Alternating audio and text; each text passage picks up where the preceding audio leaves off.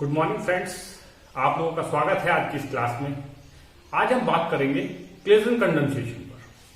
Claisen condensation is an organic reaction used to form a carbon carbon bond involving reaction between two esters और one ester and one carbonyl molecules.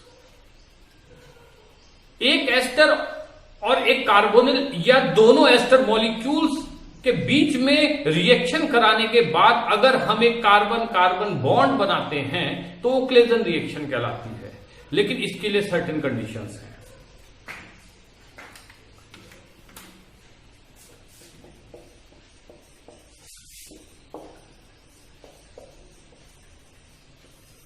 हमें यह बात बिल्कुल भी नहीं भूलनी चाहिए कि केवल वो एस्टर ही ये रिएक्शन दे सकते हैं जिनमें कम से कम एक अल्फा हाइड्रोजन होता हो। अगर अल्फा हाइड्रोजन एटम है तभी वो क्लेजन कंडेंसेशन देगा, अदरवाइज नहीं। यहां पर बच्चों एक बात आती है कंडेंसेशन। हमें कंडेंसेशन भी जानना चाहिए। कंडेंसेशन क्या होता है? कंडेंसेशन माने जब कोई दो छोटे छोटे मॉलिक्यूल आपस में जुड़कर एक बड़ा मॉलिक्यूल बनाते हैं और उस बड़े मॉलिक्यूल में से कोई छोटा मॉलिक्यूल लाइक वाटर और CO2 और मेथनॉल या एथेनॉल टाइप का मॉलिक्यूल उसमें से एलिमिनेट हो जाता है और फिर एक कोई नया मॉलिक्यूल बनता है, तब हम इस पूरे प्रोसेस को कंडेंसेशन बोलते हैं। यानी इसमें एडिशन कम एलिमिनेशन है, दोनों प्रोसेस साथ साथ चलते हैं, तब उस रिएक्शन को कंडेंसेशन बोला जाता है। यानी कि इस क्लेजन कंडेंसेशन में दो एस्टर पहले जुड़ेंगे, फिर उसमें से कुछ छोटा मॉलिक्यूल निकलेगा, तब एक प्रोडक्ट बनता है। और क्लेजन कंडेंसेशन में beta keto ester main product होता है। बीटा कीटो एस्टर जो यहां पर नीचे बनेगा, मतलब फाइनल कुछ निकलने के बाद जो बनेगा वो बीटा कीटो एस्टर कहलाएगा। तो कंडेंसेशन में, क्लेजन कंडेंसेशन में दो बातें याद रखनी है। एक तो वो एस्टर मॉलिक्यूल जिनमें कम से कम एक अल्फा हाइड्रोजन एटम हो, और दूसरा कि ये एडिश पहले दो एस्टर जुड़ेंगे, फिर उनमें से कुछ छोटा सा एक मॉलिक्यूल निकलेगा, तब फाइनल प्रोडक्ट हमारा बीटा कीटो एस्टर बनेगा। तो इस प्रक्रिया को हम क्लेजन कंडेंसेशन कहते हैं।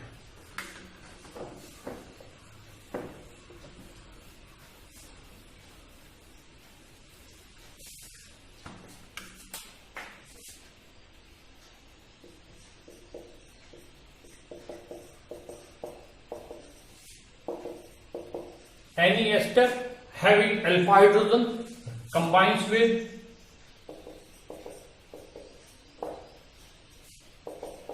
another ester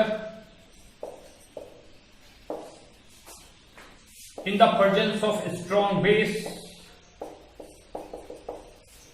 in polar solvent like ethanol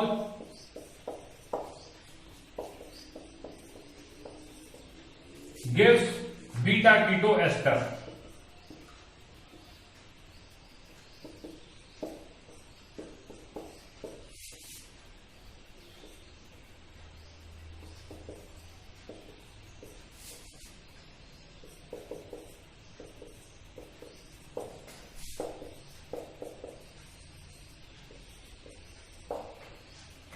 ये क्लेजन कंडेंसेशन की एक बेसिक रिएक्शन है।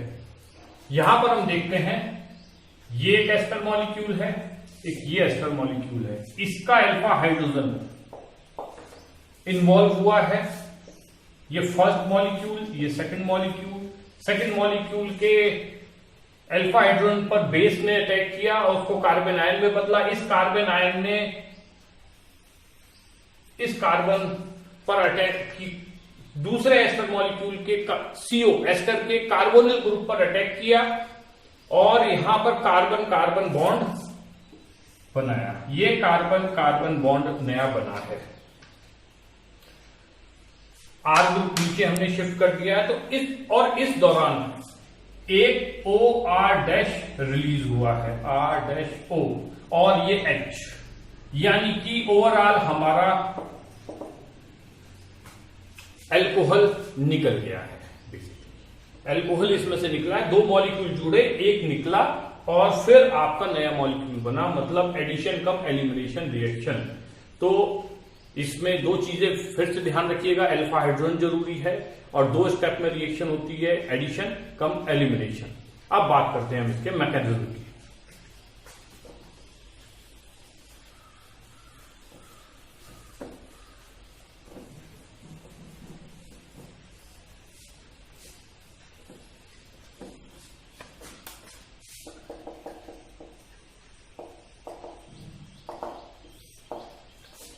इसके मैकेनिज्म को हमने 3 स्टेप में डिवाइड किया है। पहला स्टेप,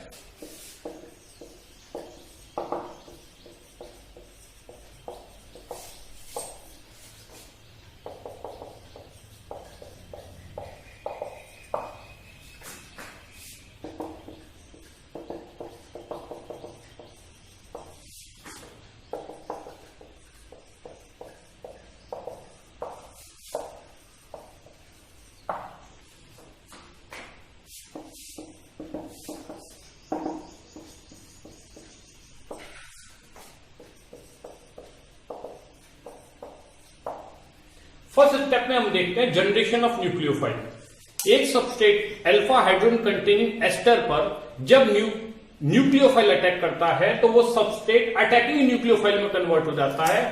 ये nucleophile alpha hydrogen containing ester से बना है और ये nucleophile further fresh molecule of ester के कार्बोनिल पर अटैक करेगा और इंटरमीडिएट बनाएगा। इस सेकंड स्टेप में फॉर्मेशन ऑफ इंटरमीडिएट होता है, इसको हम फॉर्मेशन ऑफ इंटरमीडिएट भी कह सकते हैं।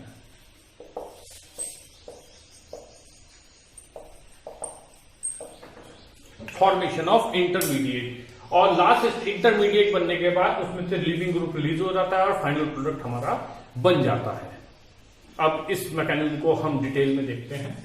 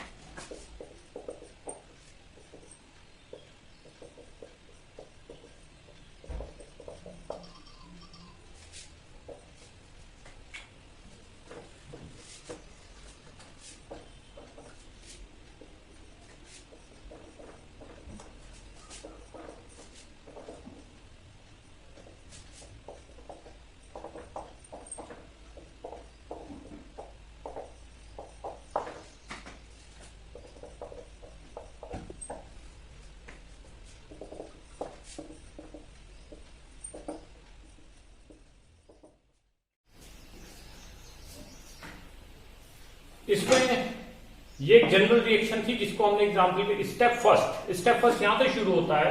ये पहला मॉलिक्यूल या दूसरा मॉलिक्यूल, कम से कम एक मॉलिक्यूल में अल्फा हाइड्रोजन होना चाहिए।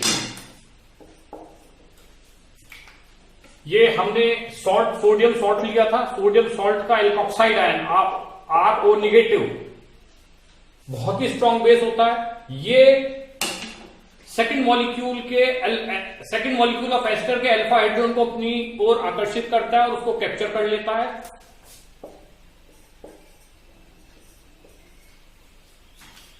और अल्कोहल की फॉर्म में बाहर निकल जाता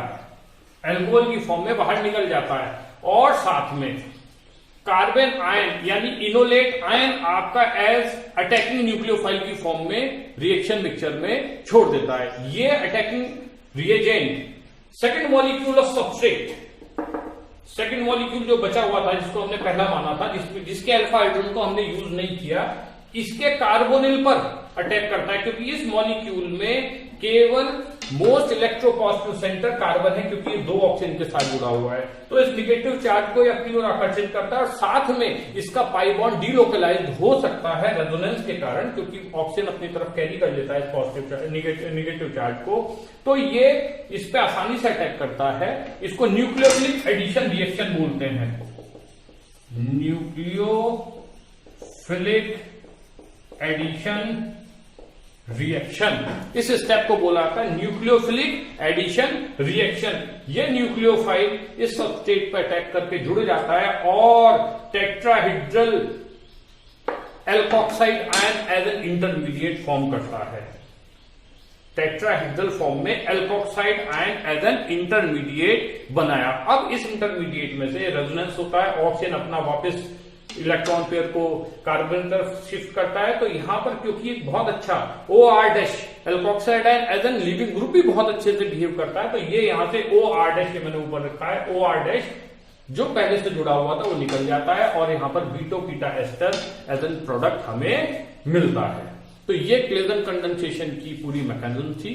अब इसके हम बहुत सारे एग्जांपल्स देखते हैं, जिसमें एक क्रॉस क्लेजन कंडेंसेशन है, डिकमैन रिएक्शन है। उन दोनों को अब हम आगे इसमें देखते हैं।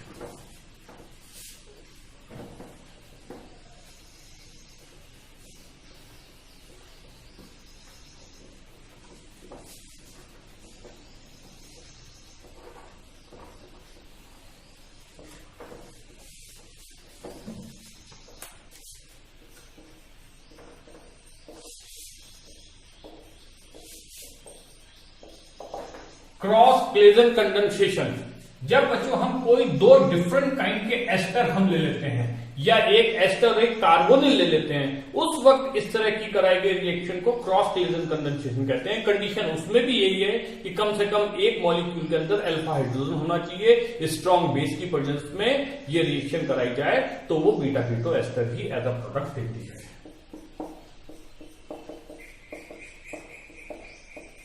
एज फॉर एग्जाम्पल,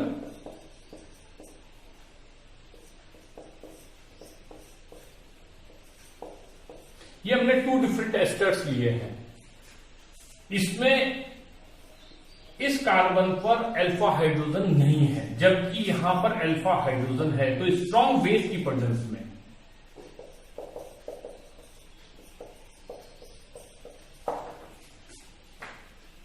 ये सबस्ट्रेट न्यूक्लियोफाइल का काम करेगा और ये सबस्ट्रेट जिस पर न्यूक्लियोफाइल अटैक करेगा उसकी तरीके से, यानी कि न्यूक्लियोफिलिक एडिशन रिएक्शन को देने के लिए काम करेगा।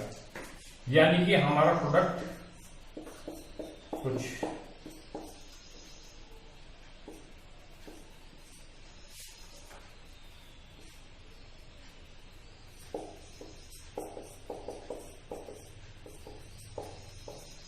क्योंकि ये हिस्सा as a leaving group release हो जाएगा। तो beta keto ester, alpha and beta keto ester, ये क्रॉस क्लेजन कंडेंसेशन की एग्जांपल है। अब हम बात करते हैं इंट्रामोलिकुलर क्लेजन कंडेंसेशन।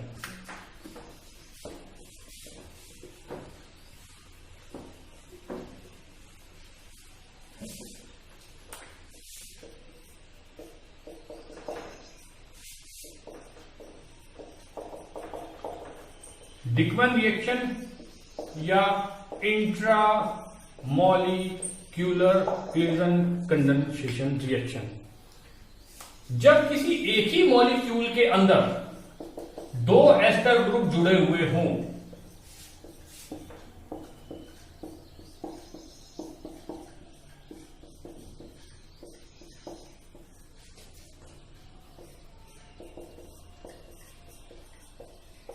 कुछ इस तरीके से, और इसकी रिएक्शन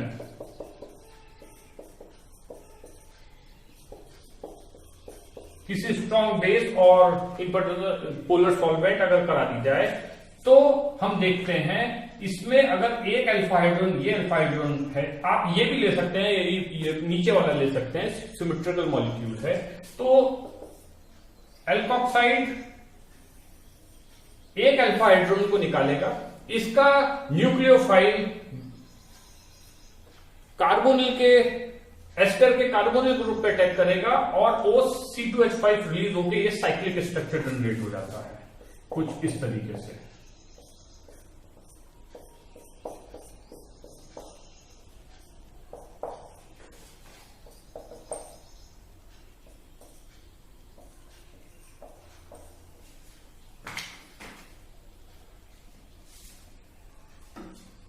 दोबारा से देख लीजिए, न्यूक्लियोफाइल सॉल्ट के साथ अल्फा हाइड्रोजन के H को बाहर निकालेगा, कार्बन पे नेगेटिव चार्ज आएगा एज ए न्यूक्लियोफाइल। ये न्यूक्लियोफाइल मॉलिक्यूल में मौजूद दूसरे एस्टर मॉलिक्यूल के कार्बोनिल ग्रुप पर अटैक करेगा, तो एल्कोक्साइड आयन एक इंटरमीडिएट की फॉर्म में बीच में आएगा, साइक्लिक इंटरमीडिएट बनेगा। जब उसका ऑक्सीजन, जब क्योंकि पाई बॉन्ड ऊपर शिफ्ट हो गया, जब वापस नीचे आएगा तो ये इथॉक्साइड आयन बाहर निकल जाएगा, रिंग स्ट्रक्चर बन जाएगा। आप इसको रिंग ऐसे कैसे बना, इसको नंबरिंग से भी स्टडी कर सकते हो। 1 2 3 4 5 6 आप लोग नंबर जो डाल दें।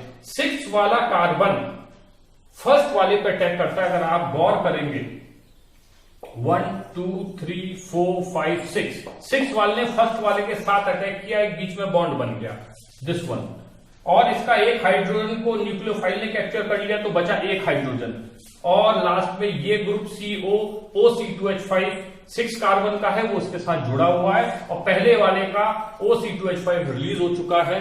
तो ये हमारी इंट्रामोलिकुलर क्लेजन कंडेंसेशन का एग्जाम्पल हुआ। इसके बहुत सारे एग्जाम्पल्स हैं, आप इनकी मैकेनिज्म जैसे मैंने पहले स्टेप में सिखाई थी उसी तरीके से दोनों पे लगा सकते हैं।